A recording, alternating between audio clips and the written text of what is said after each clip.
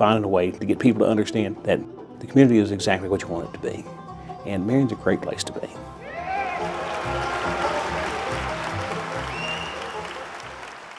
As a little kid, we'd go down on Halloween and watch movies, and it was the neatest thing. It was like we were going to Hollywood to walk in the Lincoln Theater, and the Mayan theme in there, and the Indiana Jones and Temple of Doom before it was cool to do that.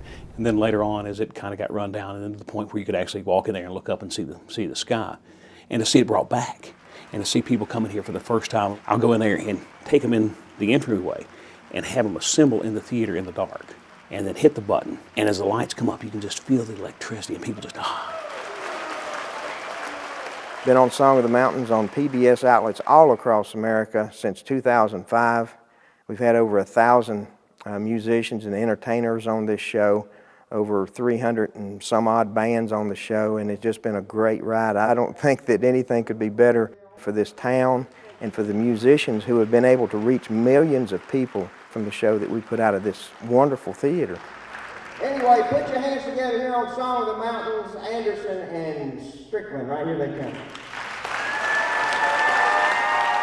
We feature the music that was born right here. Bluegrass, old time, classic country, Celtic music, gospel music. What we do on Song of the Mountains is highlight those musical forms.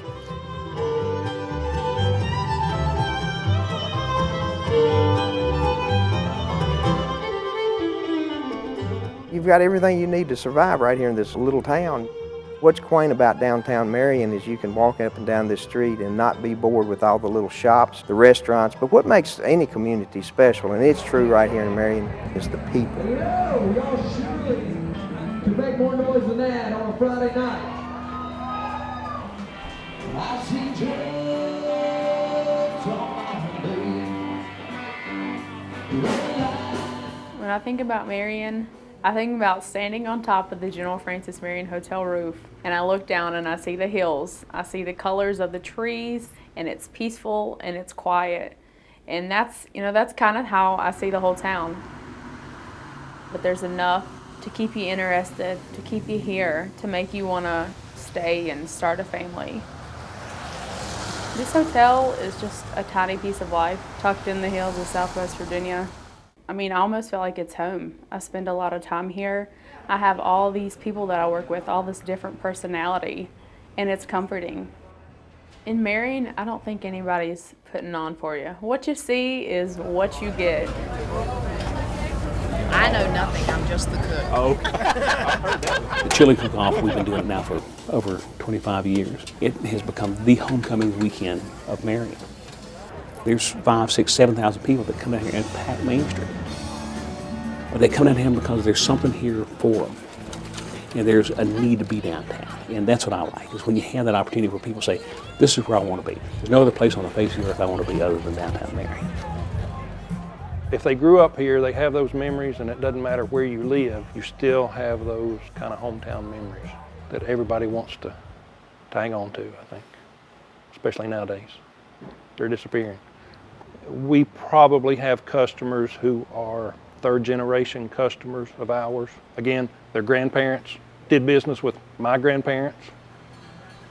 We have new sidewalks, we have new lighting, new signage, new street trees, and that helps everyone's attitude. If things look better, people are a little more optimistic about what's going on. This was the old Piggly Wiggly building, and it had been vacant for 27 years. And the lady that owned the building came to us and said, we'll do whatever you want. We do custom framing. We have a little eatery with homemade soups and sandwiches and quiche and desserts. We have a lot of locals, a lot of regulars. We know what they drink every day. Some of them we even know what they eat every day. You know everybody, and everybody knows you. It's rare that you see a strange face. We immediately start up conversation with them, and they come back and see us the next time they're in town.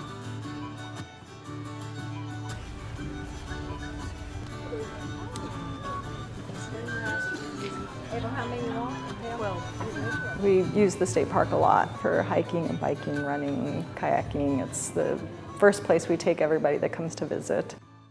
The name is Handsome Molly's, and we had a friend that was in a bluegrass band, and it's an old song, a couple hundred years old. It's Irish background. We thought that it was a cute name and it tied in well with Molly's Knob out at the state park where we used to live, and so we chose that. I try to use local ingredients when they're available. All of our coffee that we use here is Dark Hollow coffee. They're a local roaster in Sugar Grove, and so we get their coffee in fresh every week and do special orders for customers and stuff. I like old historic buildings. When we first moved here, we saw all these old buildings, and it still had a good, quaint feeling about it. Keep that character so that it doesn't look like every other town. Friendliness, the community, the feeling of community, and the optimism that we feel, I think that's what keeps people here. And if you're looking for a place where you could feel good every day when you get up, I think Marion probably is the place.